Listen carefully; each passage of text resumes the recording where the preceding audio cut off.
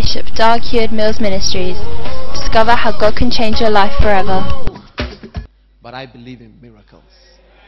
That's why we should teach it. So I hope you understand why I don't go to Kolebu to clear the place. And I hope you understand why I preach it. Because the more that I preach. Papa Hagen said something. He said he went to a church to preach. No miracles, no manifestations, nothing. He said, but the pastor was very good to him. The pastor gave him very good honorarium. They received him well. And he said he fasted. Then he went to another church. He fasted and prayed so that there will be a move of God and the Spirit will move. And after fasting, praying, and he was still, pastor received him very well, gave him very good honorarium, received him, clapped, did everything. Still, there was no moving. He had fasted more. And so he was praying. He said, Lord, why are these manifestations not happening? When I go, I fast, I pray, and then in some places it happens. So he was asking the Lord, why? And he said one day the Lord told him. He said that miracles happening and these things happening, it's not from your fasting and your praying. You listen, don't stop clapping. It's not from your fasting.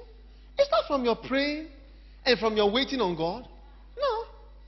He said, it is from the people, from the desire of the people, because there's only one condition in the Bible for spiritual gifts and manifest. He said, desire. Desire. And you see, when you talk about something, the desire for the thing rises. Rises. And the more you talk about it, if you are fasting and we start to talk about some kenke and some juicy whatever, and you start to talk about something, your desire increases. Your stomach begins to produce some gastric juices. If you talk about sex, your desire for sex increases. Don't talk about it, it is reduced. So marriage counselors are often having desire for sex because they are always counseling on marriage.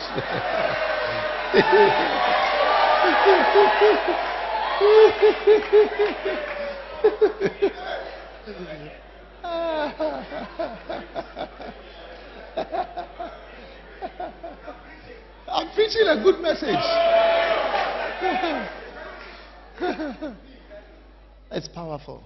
So he said, it's not your fasting that will let the Spirit move.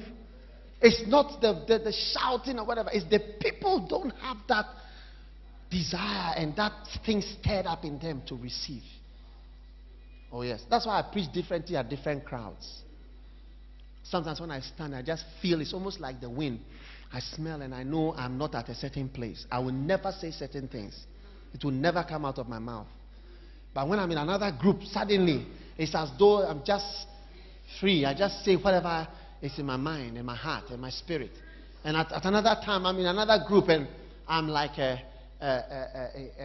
in an ice chest and I must be silent. Like Jesus. When Jesus was with Pilate, he was like deaf and they asked him questions. No answer.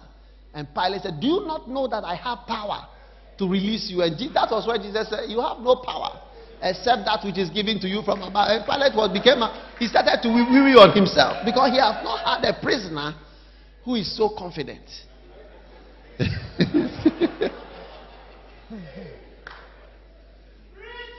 But when he was with his disciples, he could talk and talk and talk and talk and talk and talk. You see all his talking. Eating, then he'll be talking.